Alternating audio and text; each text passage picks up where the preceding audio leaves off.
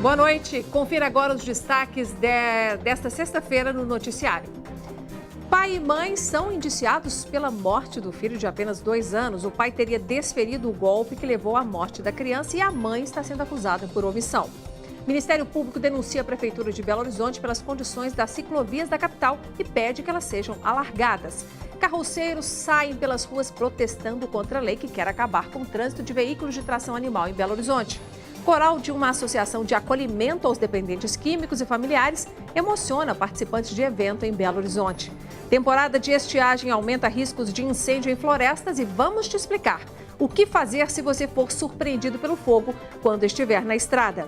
E com o frio mais intenso dos últimos 40 anos, até os cães precisam de mais proteção, mesmo os mais peludos. E atenção, porque o frio deve aumentar neste final de semana. O Jornal Band Minas está no ar.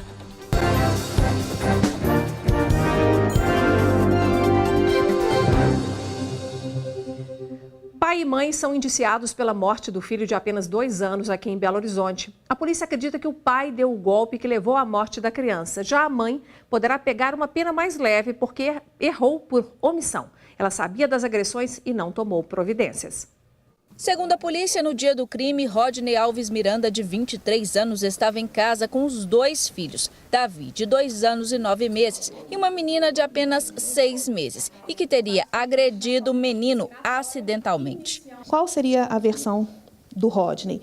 Que ele estava dormindo com a criança e que no movimento brusco, ao acordar, teria dado uma cotovelada involuntária no meio do peito da criança. O menino foi levado desacordado para o Hospital Risoleta Neves, mas não resistiu e morreu em decorrência de uma hemorragia interna. Foi o laudo do IML que chamou a atenção de uma tia do menino. Tinha hemorragia interna que foi causada com objeto contuso, que pode ter sido uma pancada.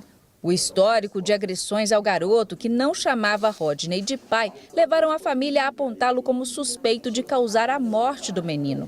Segundo a polícia, as agressões ao menino eram frequentes. No ano passado, ele recebeu atendimento médico na UPA e 1 mês antes da morte foi espancado pelo pai. Situações que levaram a polícia a concluir que não foi um acidente.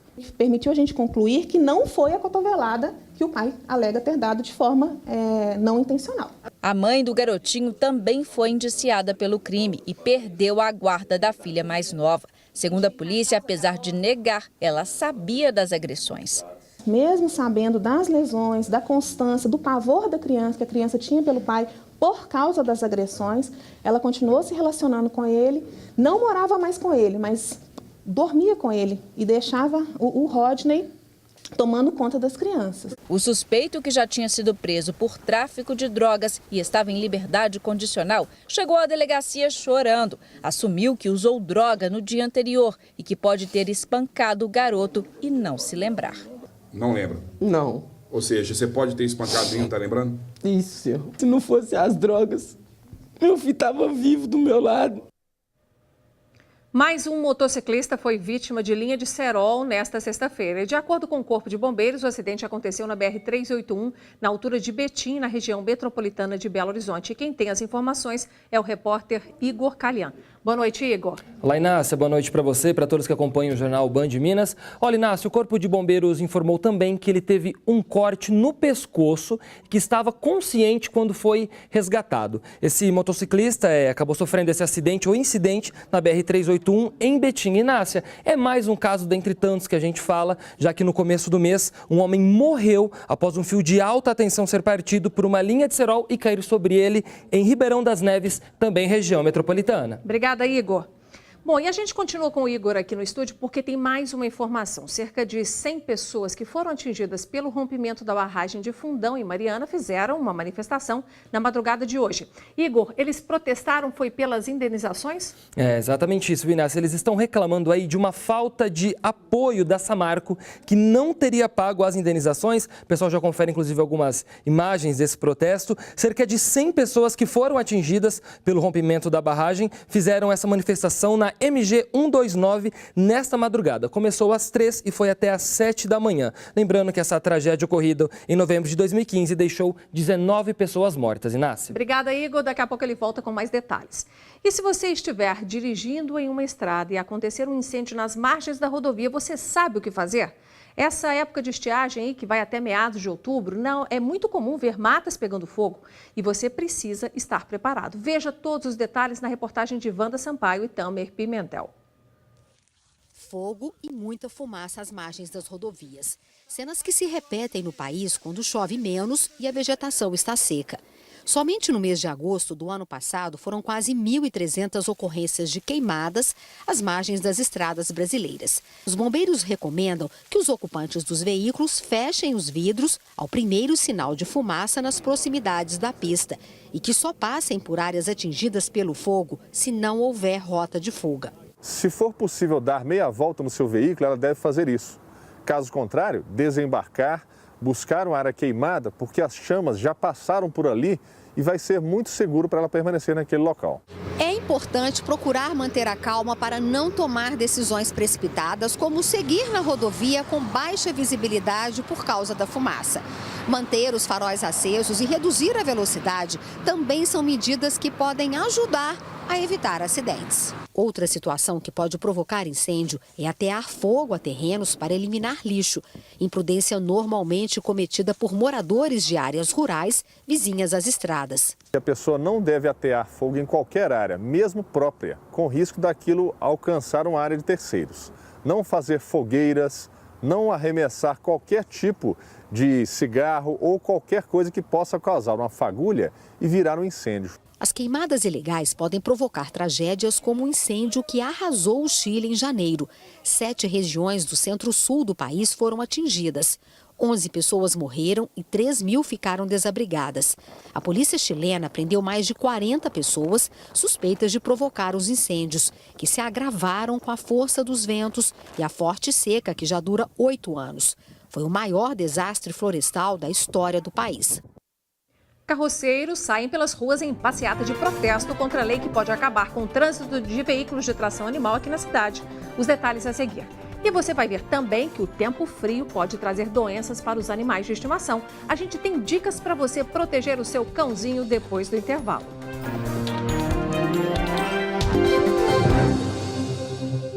E uma cena inusitada chamou a atenção hoje em Belo Horizonte. Carroceiros protestando contra a lei que pode acabar com o trânsito de veículos de tração animal por aqui. O projeto já passou pelo primeiro turno de votações na Câmara dos Vereadores e o repórter Igor Calhã de volta tem os detalhes. Diga lá, Igor. Pois é, viu, Inácio? Os carroceiros saíram aí pelas ruas de Belo Horizonte até chegar na Câmara Municipal justamente para protestar contra esse projeto de lei que foi aprovado em primeiro turno e prevê a redução de carroças e charretes. A nossa produção procurou o vereador responsável por esse projeto e ele informou que nada será alterado, pois ele está visando o bem-estar da sociedade e o bem-estar dos animais. E aproveitando aqui, Igor, que você também acompanhou aquele assunto de mais uma etapa do projeto Mais Mobilidade, quais são os bairros que serão atingidos pelas mudanças? Pois é, Inácio, agora serão 6 mudanças em 5 regiões diferentes, 5 bairros, né?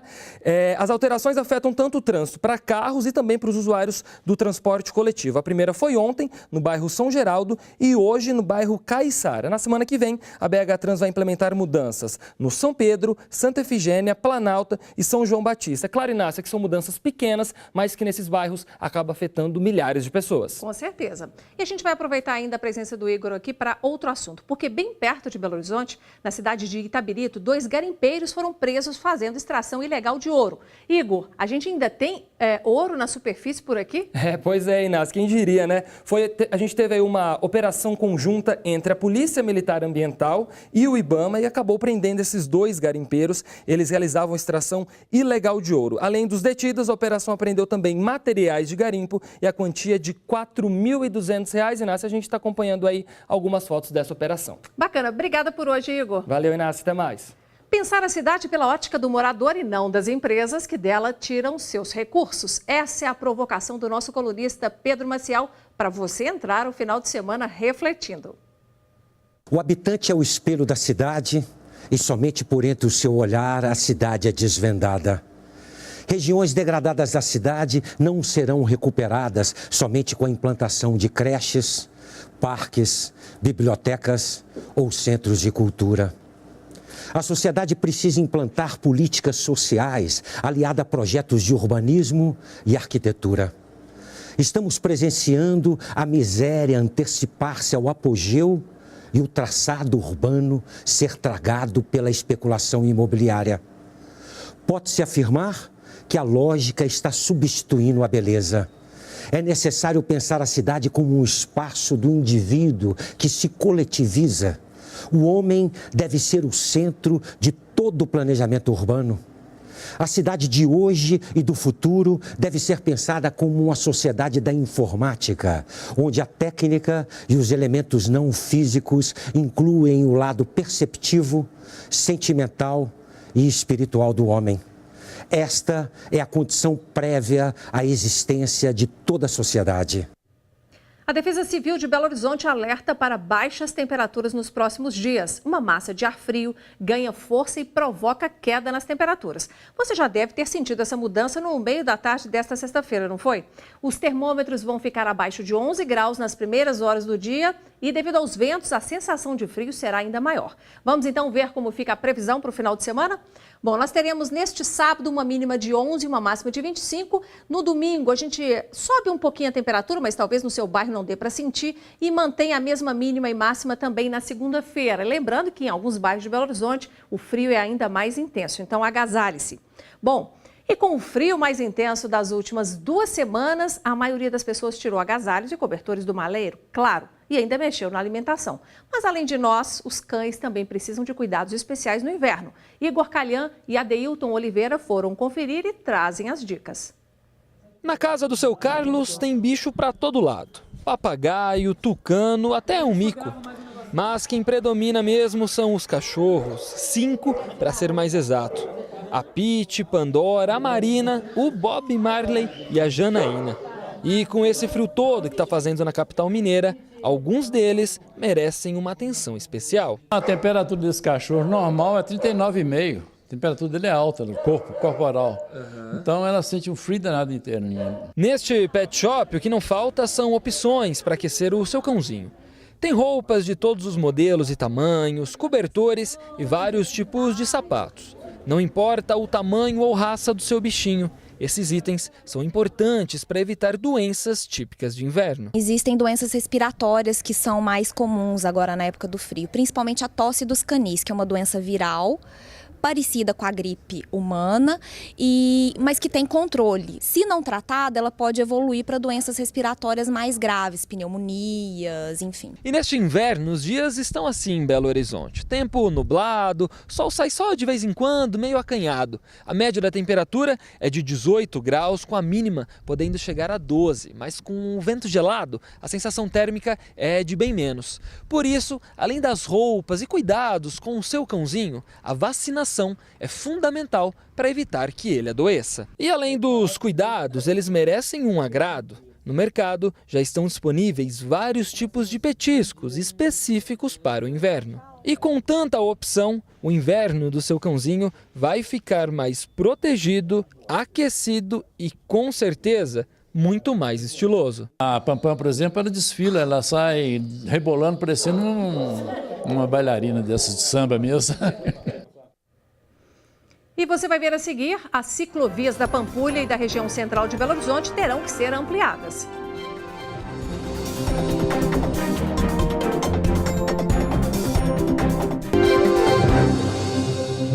As ciclovias no entorno da Lagoa da Pampulha e nas ruas da região centro-sul da capital deverão passar por reformas. Por determinação do Ministério Público, elas precisam ser pintadas de vermelho e ter a largura ampliada. É o que mostra a repórter Kiwane Rodrigues e o cinegrafista Adilson Alves.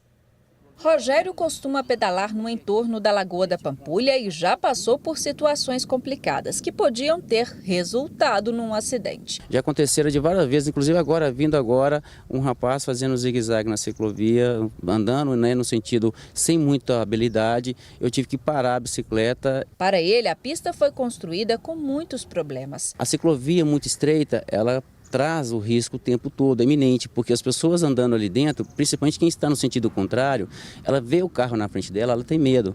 E o Prisma é um grande potencializador dos acidentes, na qual nós já tivemos um carro invadindo a ciclovia e pegou um ciclista dentro da ciclovia. Problemas que levaram o Ministério Público a apresentar denúncia contra a Prefeitura. Uma vistoria do MP apontou diversas irregularidades nas ciclovias no entorno da Lagoa da Pampulha e nas ruas Rio de Janeiro e São Paulo, na região centro-sul da capital. De acordo com a denúncia oferecida pelo Ministério Público, um dos principais problemas são os prismas de concreto usados para separar a pista de rolamento da ciclovia. Foi feito um projeto na qual a gente entenderia que deveria refazer a ciclovia, removendo os prismas e aumentando um pouquinho entre a calçada e a pista de rolamento. Por determinação da Justiça, as ciclovias deverão ter a largura ampliada e devem ser pintadas de vermelho pela Prefeitura. Segundo a denúncia, as pistas estariam em desacordo com as normas e cuidados necessários para garantir a segurança dos usuários.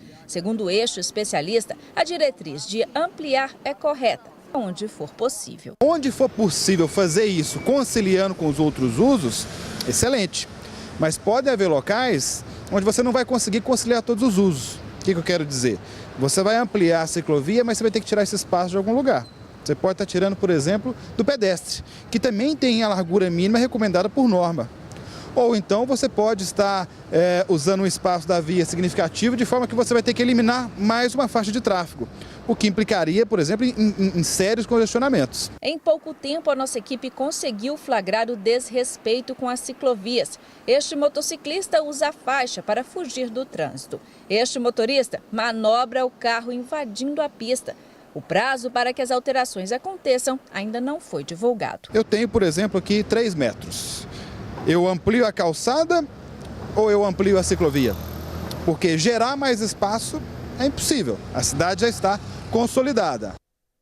E atenção, quem vai viajar para fora do país. Tem novidade em relação à emissão do Certificado Internacional de Vacina, que o viajante tem que levar ali junto do passaporte. Quem tem a informação é a repórter Luciana Viana, direto dos estúdios da Rádio Band News FM. Boa noite, Luciana. Boa noite, Nácia. Boa noite a todos. Até hoje, esse certificado era entregue para as pessoas sem qualquer comprovação. Mas a partir de agora, próxima segunda-feira, dia 17, ele só será entregue para quem realmente comprovar viagem para países que exigem esse certificado. A determinação é da Agência Nacional de Vigilância Sanitária. E quem se interessar deve ir à Rua Paraíba, 890, no bairro Funcionários, de segunda a sexta, de 9 da manhã às 5 da tarde. Senhora, já que a gente está falando de viagens, vamos dar uma localizada naquela informação dos passaportes cuja emissão está suspensa? Teve alguma mudança?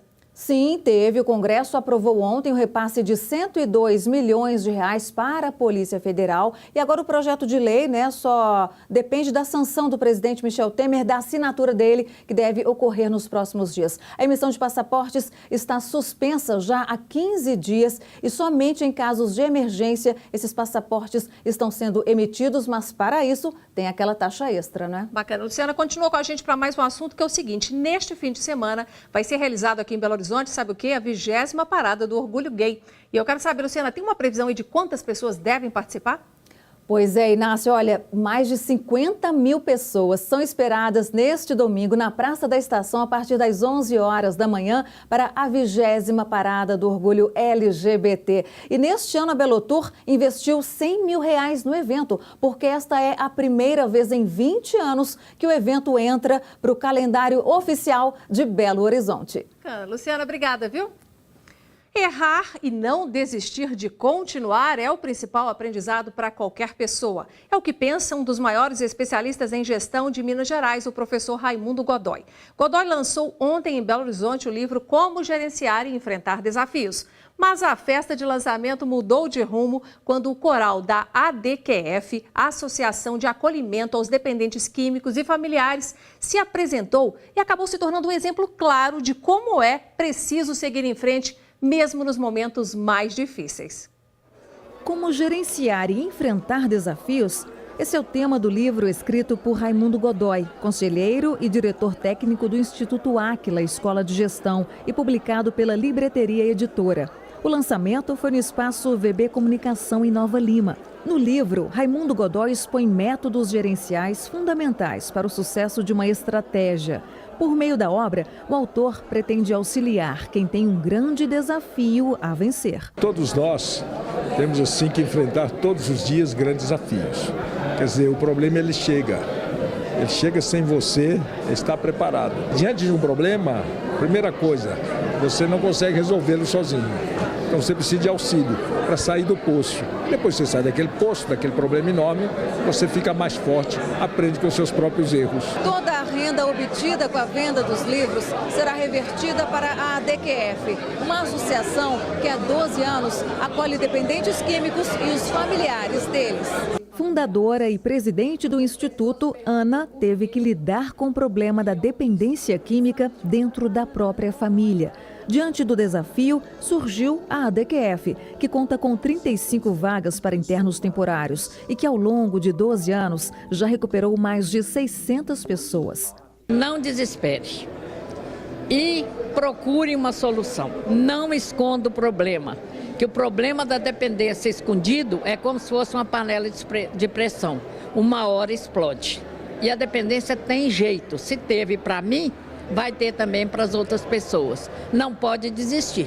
E foi ali, diante de uma plateia emocionada, que parte dos internos mostrou que a solidariedade faz a diferença.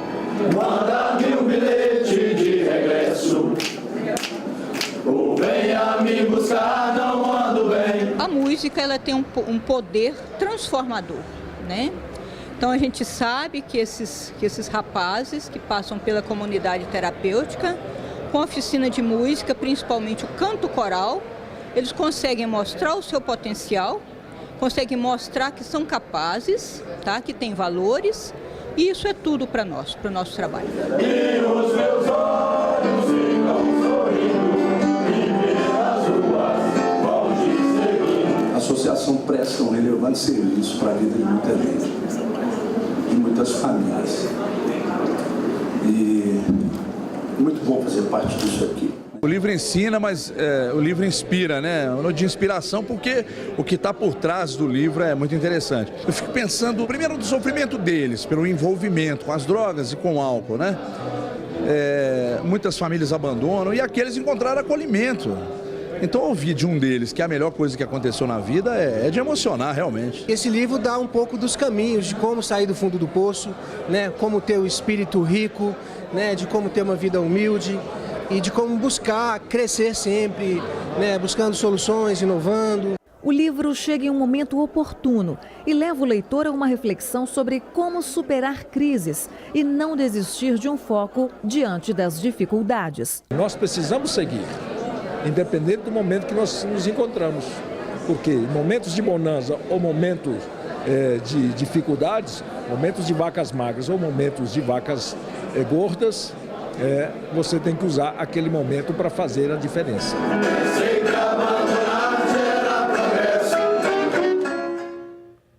Toda a renda da venda deste livro será destinada às atividades da ADQF, a Associação de Acolhimento aos Dependentes Químicos e Familiares. E o Grupo Bandeirantes apoia o projeto. E eu faço agora um convite para você assistir o programa DNA deste sábado. Paulo Navarro recebe Virgínia Bartolomeu, membro do comitê da Brasil Foundation, que é uma organização que mobiliza recursos para ideias e ações que transformam o Brasil e promovem igualdade, justiça social e oportunidades para os brasileiros. Você vai descobrir detalhes da vida pessoal da empresária. É amanhã, às 6:50 da noite, no mesmo horário que você costuma assistir ao nosso jornal. Combinado? E agora eu agradeço a sua atenção, sua audiência e conto com você na próxima segunda-feira. Combinado? Tenha um ótimo final de semana e até lá.